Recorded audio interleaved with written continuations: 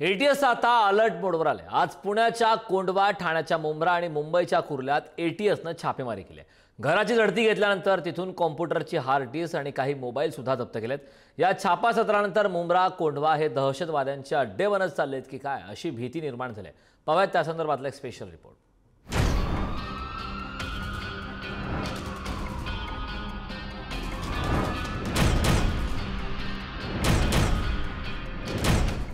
देशाची राजधानी दिल्लीतील या स्फोटानं अवघा देश हादरला। दहशतवाद्याचं व्हाईट कॉलर मॉड्यूल या निमित्तानं समोर आलं।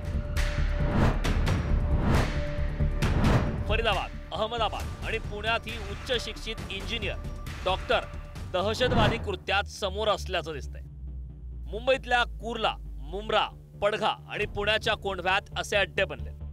मुंबई, पुण्यासह महाराष्ट्रातील काही शहरं या दहशतवाद्यांच्या टार्गेटवर आहेत।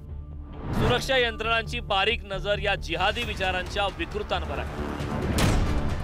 एटीएसची टीम ठाण्याच्या मुंब्र्यात धडकली। संशयाच्या भोवऱ्यात असलेल्या मुंब्र्यात राहणाऱ्या इब्राहिम अबिदीच्या घराचा दरवाजा टीमने ठोठावला।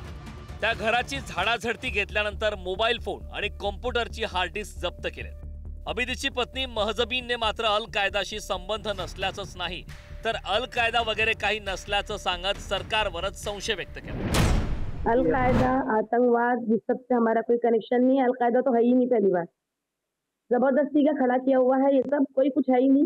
ये तमाम को जो सपोर्ट मिलता है ना, ये सब अमेरिका से मिलता है और गवर्नमेंट सपोर्ट करेगी तो खड़ी होगी ये सारी तंजीमें। और हमारे से कोई कनेक्शन नहीं हो सकता। हम तो बोले वाले लोग हैं भाई, हमको क्या उससे लेन देन। हम तो सिर्फ और सिर्फ अल्लाह और रसूल की बातें लोगों को बता रहे हैं, बस कुरान को हम लोगों में तबलीग कर रहे हैं। या अबिदीच्या घरावर हे छापे पडले तोही माजी प्राध्यापक आहे। मुंबईच्या साबू सिद्दीकी कॉलेजचा माजी प्रोफेसर आहे। त्याचा पुण्याच्या जुबेर हंगेरकरशी संबंध असल्याचा आरोप।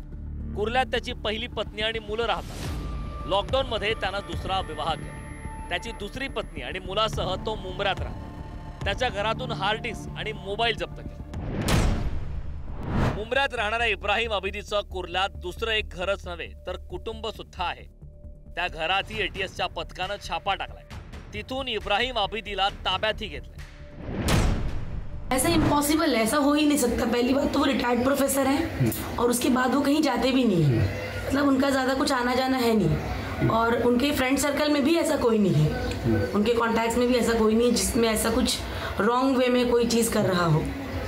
कभी वो पूना गए हैं? पूना से कुछ कनेक्शन उनका कभी आया है? मुझे इतना इन्फॉर्मेशन नहीं है कि वो कहाँ गए कहाँ नहीं, क्योंकि जनरली ऐसा कभी कुछ फ्रेंड्स वगैरह के यहाँ गए होंगे तो मुझे कुछ मालूमात नहीं है उस बारे में। मुंबई ठाण्यात एटीएसने छापेमारी केली, त्याच वेळी पुण्याच्या कोंढव्यात ही कारवाई केली। त्याच्याकडे एटीएसने कसून चौकशी केली। कोंढवा परिसरात दहशतवादी जुबेरच्या संबंधानं असलेल्या एका व्यक्तीची एटीएस कडून चौकशी करण्यात आली। कोंढवा परिसरात सातत्यानं अशा पद्धतीच्या एटीएस कडून राबवल्या गेलेल्या कारवाया आपण पाहिल्या। त्याच्याच पैकी असलेली ही एक कारवाई। काही दिवसांपूर्वी दहशतवादी जुबेरला अटक करण्यात आलेली होती आणि त्याच्या संबंधित असलेल्या काही लोकांची माहिती एटीएसला मिळाल्यानंतर एटीएस कडून या संबंधित व्यक्तीचा काल कोंढवा परिसरामध्ये तपास केला गेला, चौकशी केली गेली। एटीएसच्या तिन्ही कारवायांचा संबंध मागील आठवड्यात पकडण्यात आलेल्या जुबेर हंगरदेकरशी आहे। उच्च शिक्षित आयटी कंपनीत चांगल्या पगाराची नोकरी करणाऱ्या जुबेर संदर्भातील तपासात हाती लागलेल्या माहितीच्या आधारावर ही छापेमारी करण्यात आली। देशाची आर्थिक राजधानी असलेली मुंबई ही दहशतवाद्यांच्या टार्गेटवर कायमच असते। मात्र या मुंबापुरीसह ठाणे, पुणे, नाशकाकडेही दहशतवाद्यांनी आता मोर्चा वळवलाय। यासोबतच दहशतवादाला मिळत असलेलं उच्च शिक्षितांचं बळ हे निश्चित काळजी वाढवणार आहे। ब्युरो रिपोर्ट, पुढारी न्यूज।